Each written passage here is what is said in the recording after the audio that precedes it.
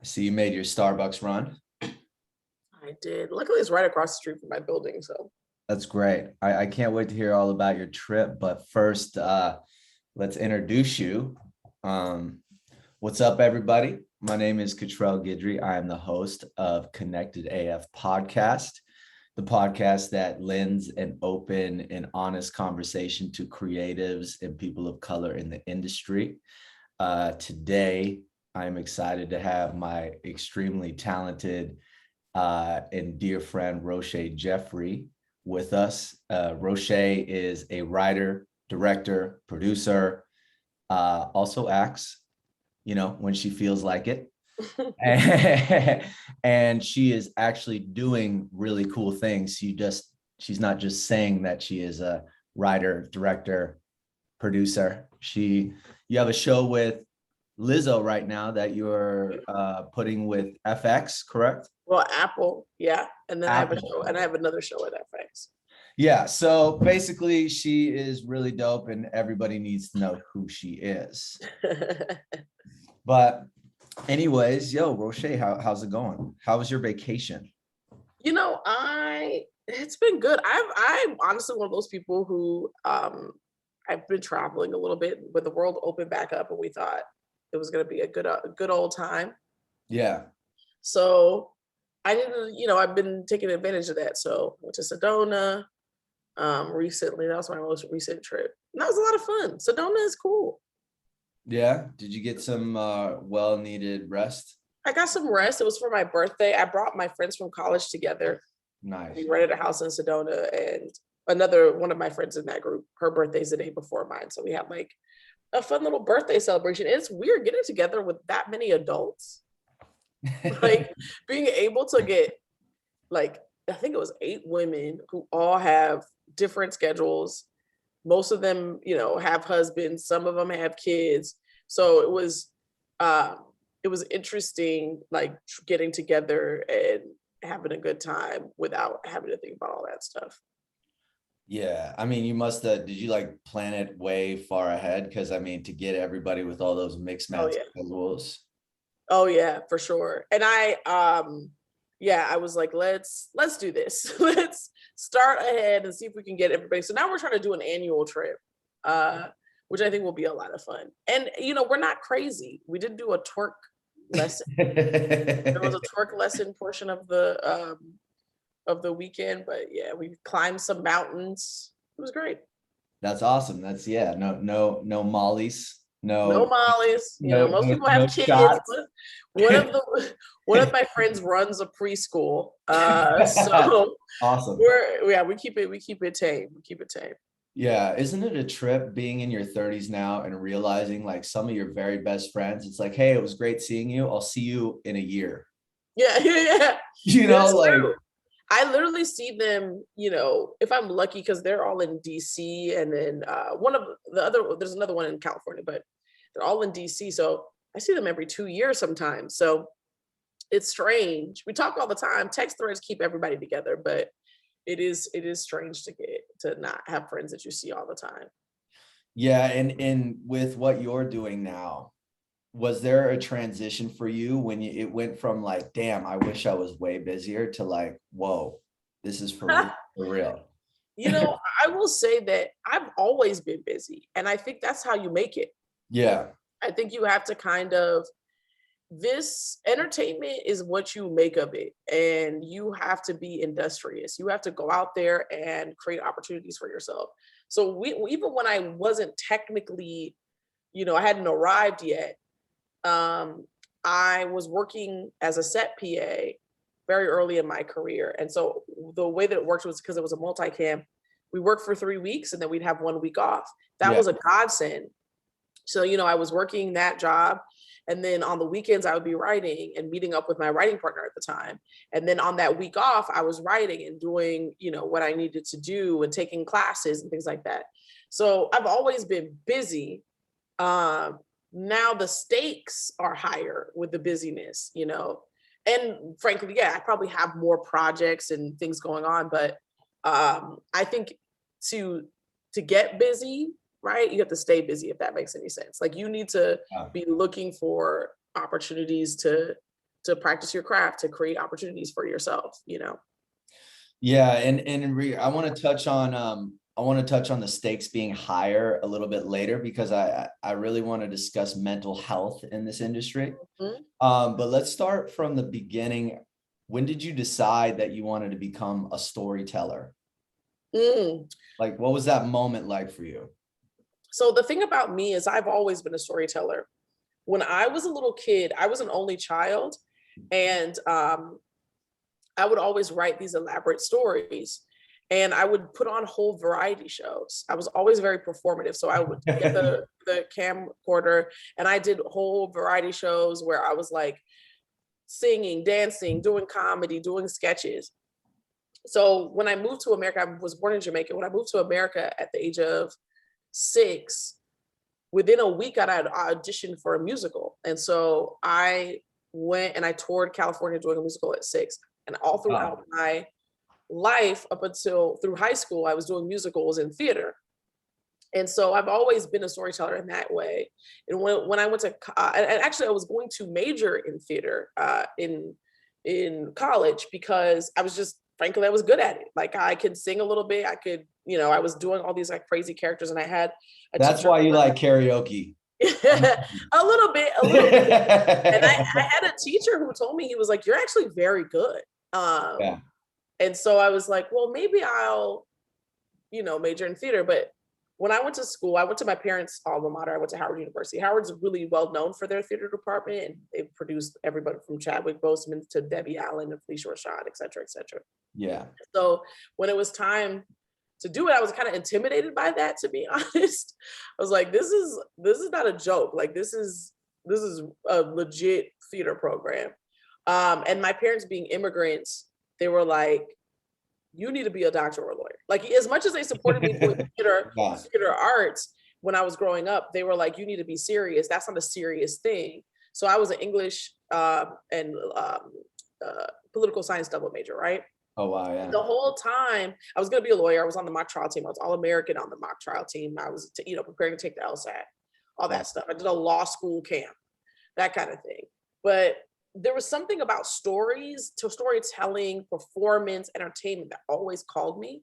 And I remember specifically when I was in college, my dad was a professor. I went to Howard University. My dad was a professor there. And one day, so sometimes I would see my parents. Luckily, my parents both worked at Howard, and I didn't have them always up in my face. Yeah. But every once in a while, we'd meet up. And so I went to the movies with my dad once, junior year, and we saw Hotel Rwanda. And my dad is pretty stoic. Like he was born, like he came out the womb ready for a job. He was like a very serious man. You know what I mean? Like he's I just just picture serious. that baby meme. Yeah, yeah. One He's where like, he's like, he's been working since. exactly. He's just that guy, very stoic. Yeah. But he's very sensitive, but he's never cried. My dad has admitted he's never cried. Like since he was maybe after 6, he stopped crying. So he was at the edge of his seat in a way where I could tell like he was moved. Yeah. And so watching that movie, I was like, oh, like storytelling can invoke like empathy in people. It can show people, you know, relationships, people, other people, like societies, communities that they don't necessarily like get to experience every day. And it's a way also to invoke change. And as I was pursuing this career in law, part of what I wanted to do was actually work in politics. And I realized I could actually affect change through stories. I literally made that connection in that moment, you know, because so few people actually know what happened during the Rwandan genocide. But this movie was so visceral. And I went home, and this is the only time this has ever happened to me. I went to my dorm.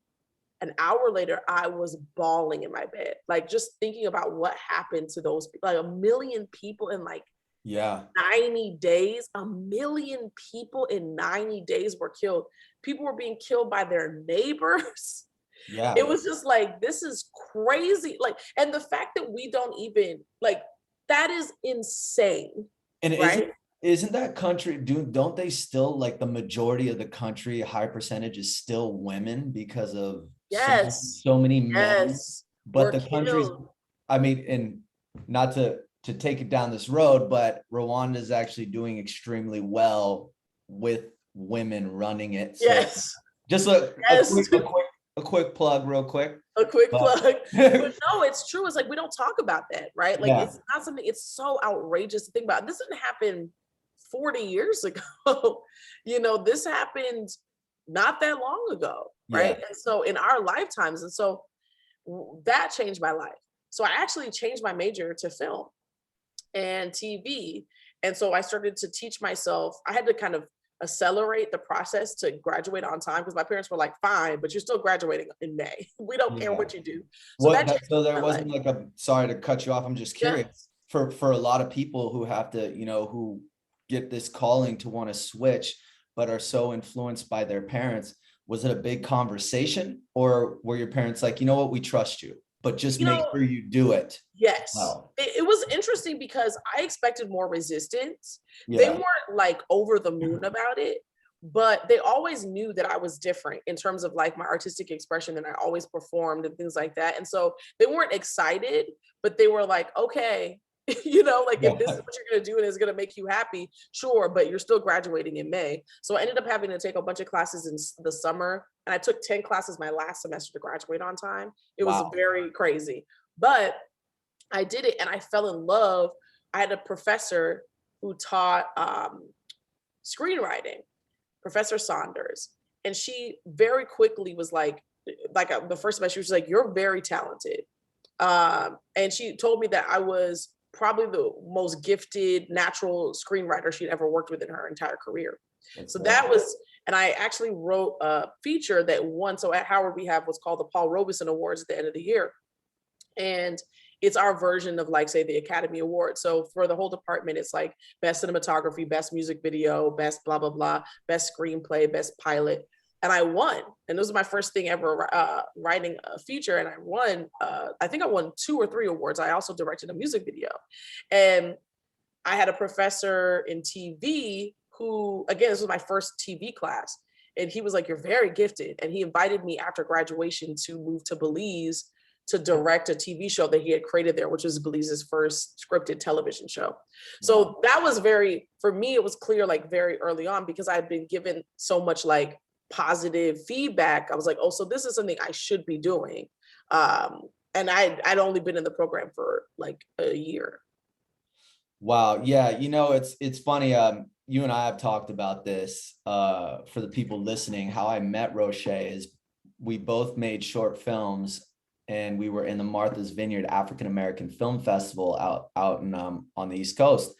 And I was there by myself, and I saw Rochée standing there with one of her co-producers and actors in one of the films she did called Mr. Talented, and his name Jay Mal. And I see them both standing there, and I'm like, wow, I could just tell there's like an energy about it. I was like, I bet you she's really dope.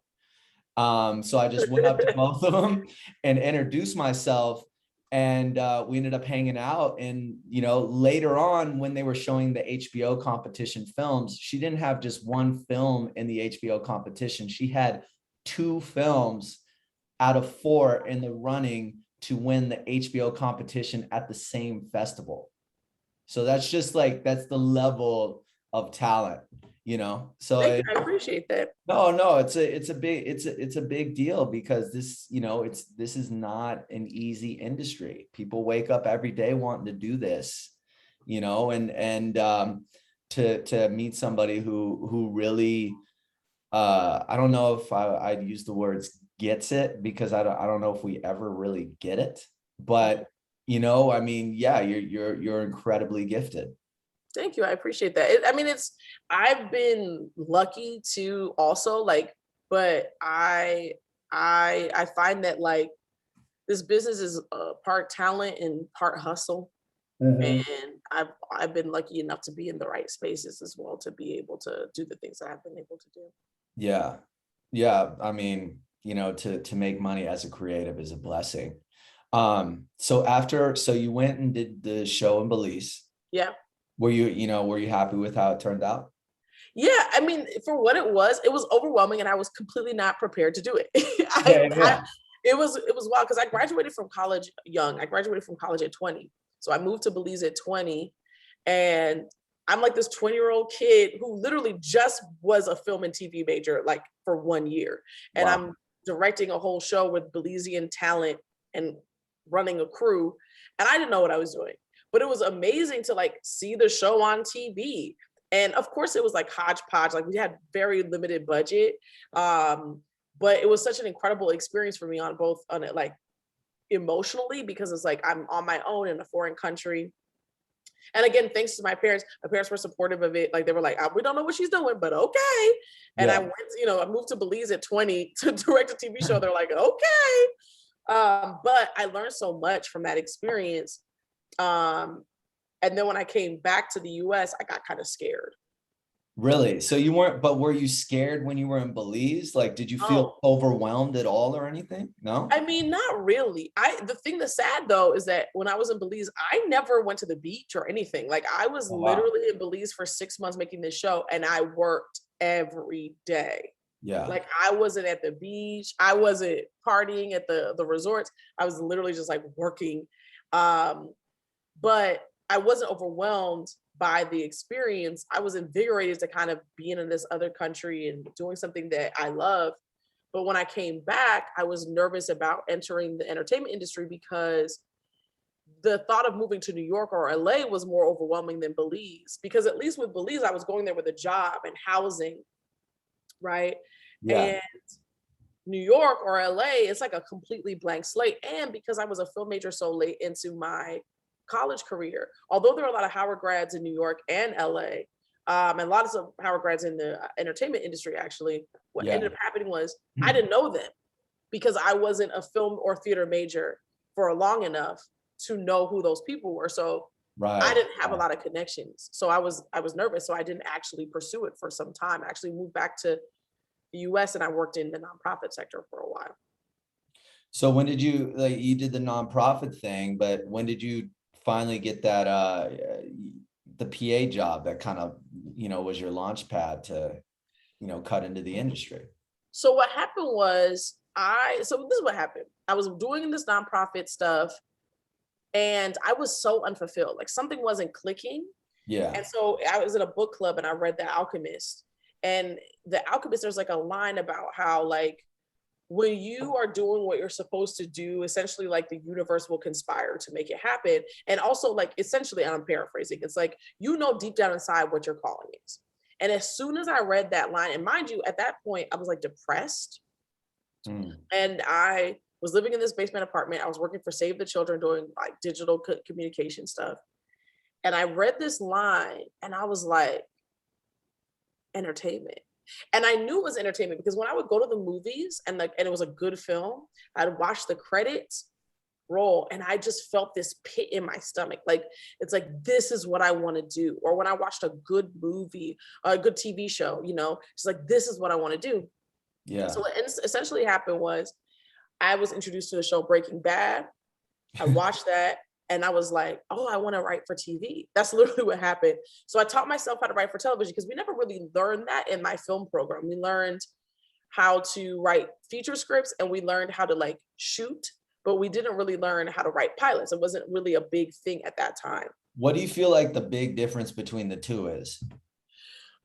So a feature, it's funny because if you ask a television writer about features, a lot of us will be like, this is the most difficult thing you could possibly write. And then you'll ask a feature writer about TV and they'll be like, it's the most difficult thing you could possibly write is a TV show. Because they're very different.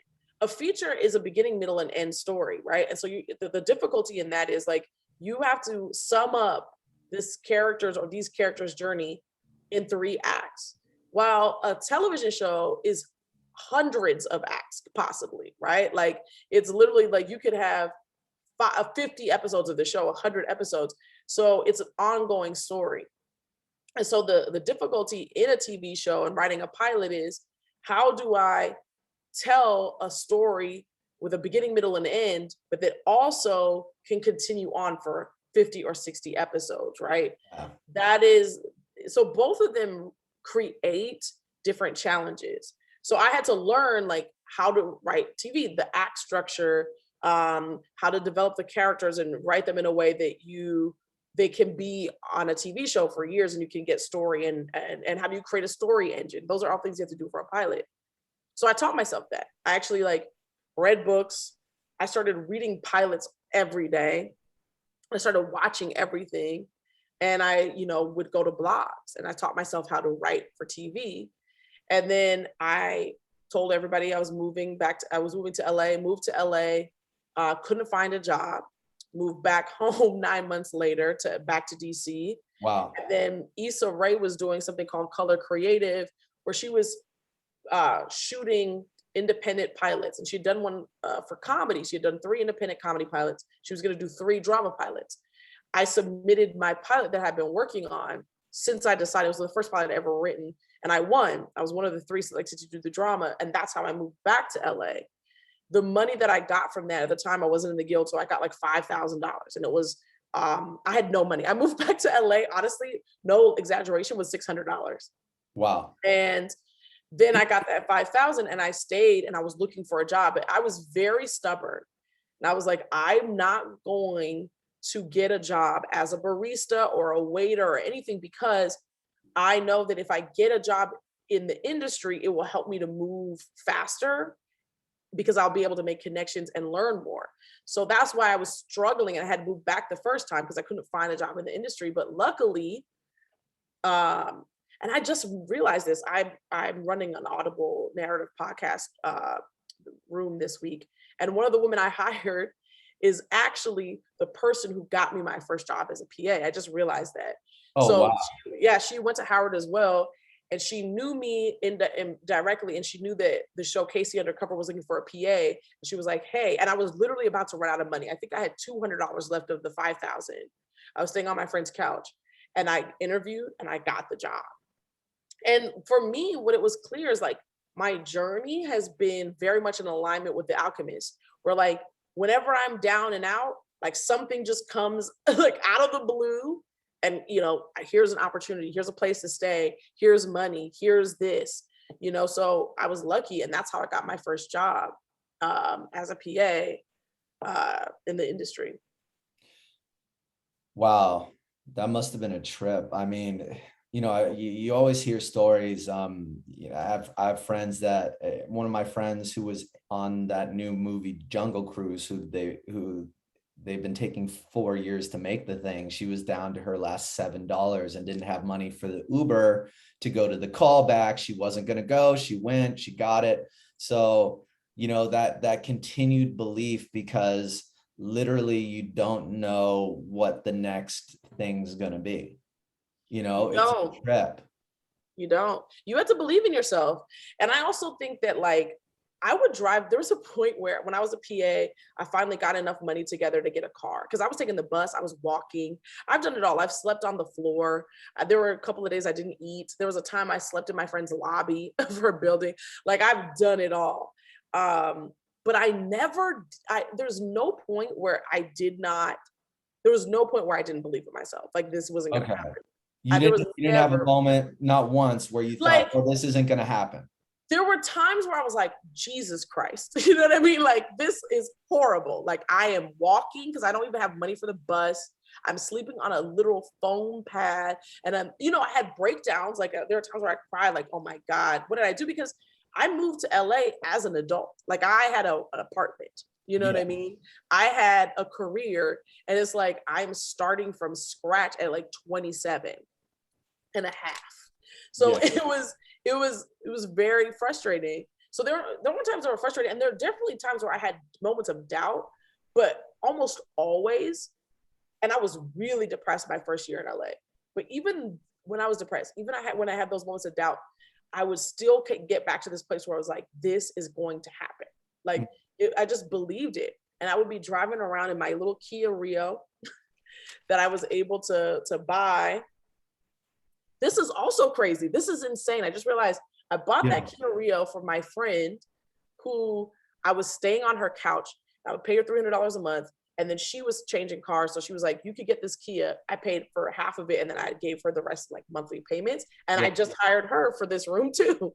So it's kind of funny. I just realized like how full circle this stuff is. But what I realized was like, when I would drive around in that car, there was this feeling, the same feeling I got when I would watch these movies.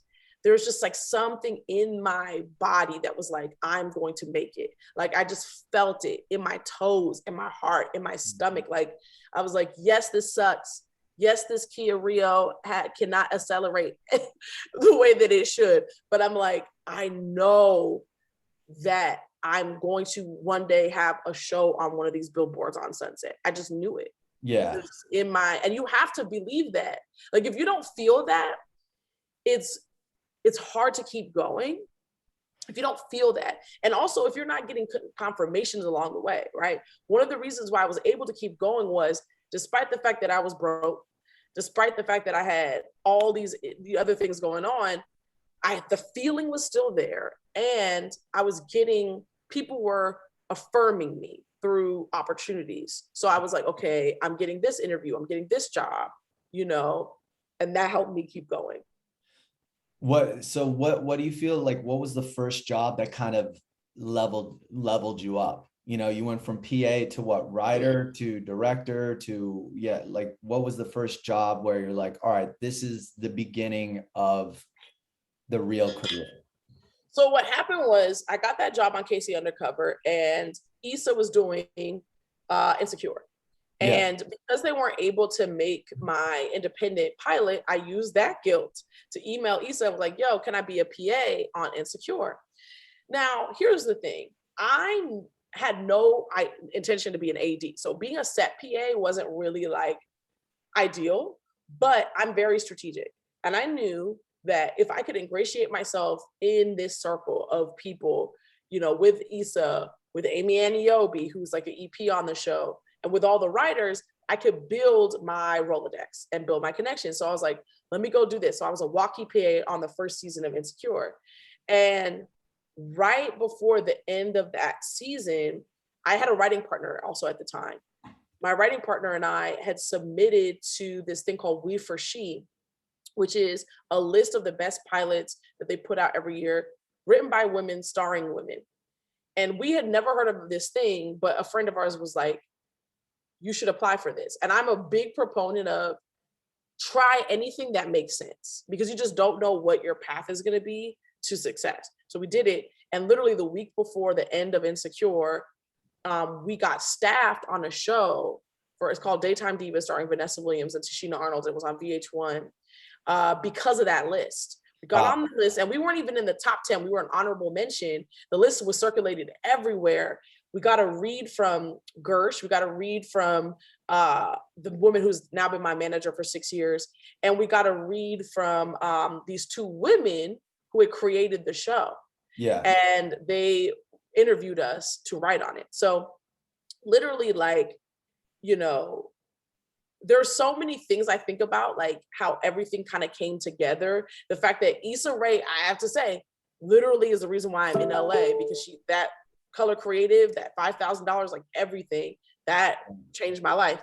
And then when I think about the We for She list and that how it changed my life, and I got my first agents, which were, Gersh, I got my manager who I'm with today, and I got my first staffing opportunity, that's when everything kind of changed. Wow.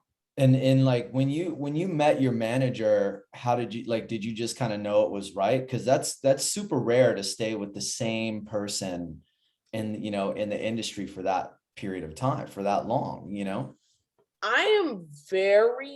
my manager says this all the time. She was like, I rarely make bad decisions. And the reason why is because I'm very attuned to myself and to people. And so when I've made bad decisions, it's because it's come from a place of scarcity, right? And that's something I've worked on. So that happens less and less. So when I met her, something about her, I was like, this is it. Because one, she understood our work, because at the time it was me and my writing partner, and my writing partner is still with her, but we're just no longer together. Yeah. And there was something about her, like she understood our work and our voice. And at the time, my manager is married to the one of the most powerful entertainment lawyers in the business, and she used to be an agent. She left the business for 20 years to raise her children, and then she was coming back, and that's how she was coming back. We were literally one of her first 3 clients. And that was also kind of sketchy, right? Because you're like, do I go with this woman who is back in the industry? But something about her, I was like, this lady is powerful. She knows a lot of people. I'm like, I'm going to take a chance here. Just something about her. And when I tell you, she is legitimately the best manager on planet Earth. Like, everybody I meet in the industry who knows my manager is like, she's incredible. Like, she's incredible. She's like my second mother. And so I really believe in this business. Like, you have to trust your instincts, but trusting your instincts takes work. And it takes like you being in tune to yourself and in tune with yourself, but also like not believing, not falling victim to this idea that to scarcity, right? A scarcity mindset, because that will have you just like doing anything. Because I've met with other managers before and it didn't work out. But and also, this is another thing about the universe. I've met with 3 different managers before her. They all disappeared. Like, they all met and were like, oh, let's do this. And then they all fell off. Yeah. And I'm so grateful that happened. At the time, I was like, I felt shitty because I was like, damn, y'all just like disappeared. Yeah. But the right one came. And so you also have to trust that the universe it never makes mistakes. So oftentimes denial does not necessarily mean that you won't get what you want. In fact, sometimes denial and rejection is setting you up for the thing that is better for you. And that is something I learned through that process. Yeah. And you know, there's another thing that I'm hearing in what you're speaking about is, in this industry, whether you're an actor, writer, director, you know, producer, even, a lot of the times, you know, we as creatives can have this grandiose idea where I need to be with this manager. I need to be with this name agency. I need to be with this. And, you know, opportunities can get missed because of the idea or how we're trying to force something that's not working. It's literally, I look at representation almost like a marriage in a way. You know, you cannot force, like, within a significant other, you cannot force anything that's not there. It's the same thing. Yeah. You can get caught up because it was easy to be like, she doesn't have even a shingle. You know, she wasn't a part of a company at the time. Now she is with a well-known management company. At the time, it was by herself. That's why I say your instincts have to be, and even not just with a manager, even us submitting to the We for She list, right? Yeah. We had never heard of it, but I was like, something about this seems legit. Let's try, right? And I think, you know, that those instincts have changed my life. And you don't always have to go with the thing that's shiny. And sometimes even now with my reps, I'm at UTA now, which is great. I love UTA. They're incredible. But there's also this thing where like, you feel like, oh, I'm at this big agency, I've made it. No, you still have to do a lot of work too, right? You still have to like make sure that you're creating material, creating connections, and going out there. Representation is not going to change your life necessarily. Not at all. Yeah. And, you know, in regards to you touched on something earlier that I find, you know, I feel like it's worth talking about. You know, when the stakes get higher, you know, there can an aspect of anxiety and you know, mental health can come into play in this industry. And I was wondering if you've experienced anything like that in regards to, like, the stakes being higher, do you get nervous? I guess that's the first thing. Yes. I mean, if there's anything that one of the biggest like mental health issues I still struggle with is anxiety. Yeah. You know, being a writer every writer I know has anxiety issues. Like, it is just a part of being a writer. But I feel like you get nervous, you get scared. Also, being a writer requires a great deal of vulnerability. You're literally like, each script you write is like your child that you're putting out into the world. And so you put a lot into these projects, you put a lot of time and energy into them. And so you can get anxious about whether they're going to be accepted or rejected. Are they going to go all the way? Right. And also, I'm someone who I have a lot of dreams and goals and ambition. And so I can get anxious when things aren't moving at a pace that I want them to. Yeah. And it's kind of like what I was saying earlier about the 3 managers who rejected me, who, by the way, after they actually, it was 4 managers, take that back. And almost all of them tried to sign us after we had already signed with somebody else and started taking off, right? They came back. Of course. Right. But the point is that anxiety, that rejection, right? You have to accept that, like, things are going to happen in the timeline they're going to happen. Your timeline is your timeline. You can't, and also you cannot attach yourself to outcomes. Yeah. So I no longer go, this has to happen. This Lizzo show has to happen. This FX show has to happen. This movie I'm producing has to be made. What I do now is I go, I'm going to do the best job I can do at every single stage of this project. And whatever happens, happens, because I don't know if this project will go, but I know that the lessons, the opportunities, the connections I make through doing this project may lead me to the other thing that actually will go, right? So again, we sometimes think we know what's best for us, and we have this anxiety around, like, timelines and, expectations about how things are going to end up. But it's like, you have to surrender that to the universe, so that, because you sometimes do not know what's best for you. Sometimes the universe has a better plan. And I'm so glad I signed with that manager, right? Those 4 other managers, no thank you. Some of them are actually good, but it's like, she was the right one for us. Yeah. And if we hadn't been rejected 4 times, we would have never met with her, or we would never have been in the hands of somebody who's done such good work for us. Yeah. And she's, the loyalty is there no matter what. You got to see that from the beginning. You saw it before she saw the talent in your art before the world did. Yeah, exactly. So yeah, good on you for sticking with that and not being hypnotized by those moments of having other people come in and, wanting to sign you now. What are some of the things that you do to, work through anxiety? I mean, that was, I'm sorry. No, it's like, what? It's rough. I mean, that's my biggest issue, is my anxiety. I have really bad anxiety. It's gotten better over the years. I think I'm in therapy. Yeah. Extensive therapy about it. I try my best. I really have done really good work with, like, realizing that when I'm overthinking and I'm spiraling, being able to, like, through cognitive behavioral therapy, honestly, to recognize that, like, all the things that I'm thinking aren't necessarily true, right?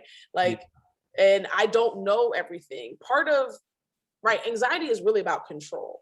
And you can't control your outcomes. You can't control what people think about you. You can't control whether or not this plane is going to go down, right? Yeah. What you can control is yourself, in the sense that, like, I have to surrender that control. The way to control me is to surrender the control and just realize that I don't know what's going to happen, and it's okay. If whatever happens, happens, because there's nothing I could do about it outside of show up and be the best person and best version of myself every day. And that's helped me. Surrendering control has helped me with my anxiety. And also knowing that I am not the author of the all of my life. I'm the author of, like, the overwhelming majority of it. But again, the universe is also penning stuff here. And I don't see the big picture. I don't know if the reason why this relationship doesn't work out is because it's setting me up to be in a better relationship. I don't know. Yeah. So I just have to be like, I don't have all the answers. And that's helped me to navigate it a lot better. Yeah, and I appreciate you sharing that you do therapy, because I feel some people will forego help, and it's like, hey, look, if you're going through something, if you have anxiety, if there's fear around your career, anything, it's okay to talk to somebody. Mm-hmm. It is okay to talk to somebody. It is okay to have an unbiased ear that is trained to listen. You know, Absolutely. sometimes we just want to be heard in these moments, and that, like, somebody actually hearing and seeing you can change, you know, make a world of difference to your energy and how what you're going through and how you feel about yourself in that moment, Yeah. you And know? I hate to say it because I know it is also a privilege to be able to afford therapy or go to Yes. therapy, but I honestly don't know how people navigate the entertainment industry without a therapist. Like legitimately, I remember, I think his name is Cord, this black dude who won an Emmy for Watchmen. And he was Yeah. like, I'd like to thank my therapist. And honest to God, I've thought about that. Like if I ever won an award, I'd be like, thank you to my therapist, because like this business induces so much anxiety because one, there's no such thing as making it in Hollywood. I really don't think so. I think you're constantly making it, right? Yeah. So there's an insecurity just naturally in the business because you can have the greatest career in the world and then tomorrow you don't, you know? And so Mhm. that insecurity drives that anxiety. And so you need a professional. That professional honestly is a part of my team. If you look at my IMDb Pro, it lists all these people who I work with and lawyers. Da, da, da. I need to add my therapist because they Yeah. are a part of my team. They're the reason why I'm able to like do the things that I do and still maintain my sanity. And I think it's incredibly important.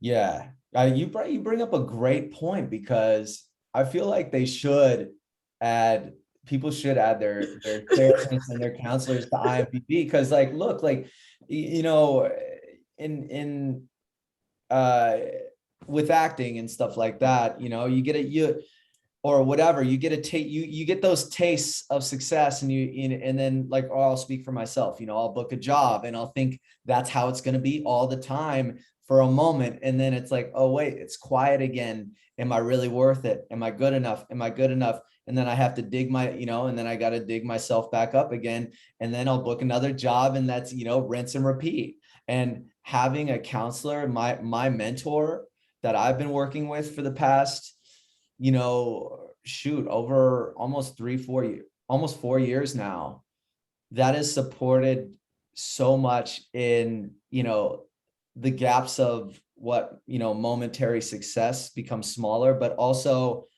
the amount of time and energy I spend in anxiety or Mm-hmm. in sadness, it becomes shorter and shorter Mm-hmm. and shorter. You know, it Yep. doesn't go away, but the amount of time I spend on it is much, much less.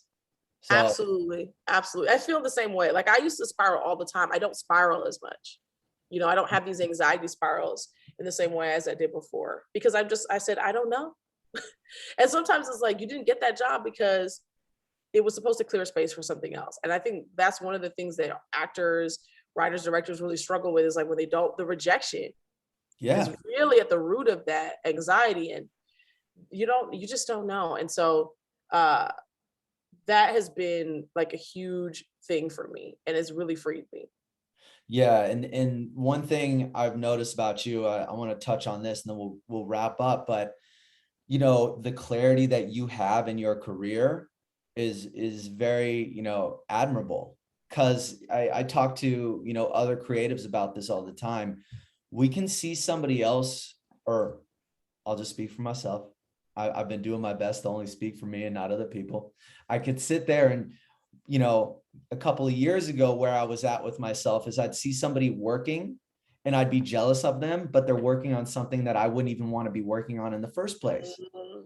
So why am I jealous of this person's journey? Because that's not even the journey that I feel I'm supposed to be on, you know, and that can happen sometimes. And, you know, so that's why I want to go back to your clarity, and the clarity I've found within myself and my career has been extremely supportive. Yeah. So yeah, No, I admire it. I 100% relate. When I was starting out and as I was starting to like have things happen in my career, I used to be so jealous. I'll be honest.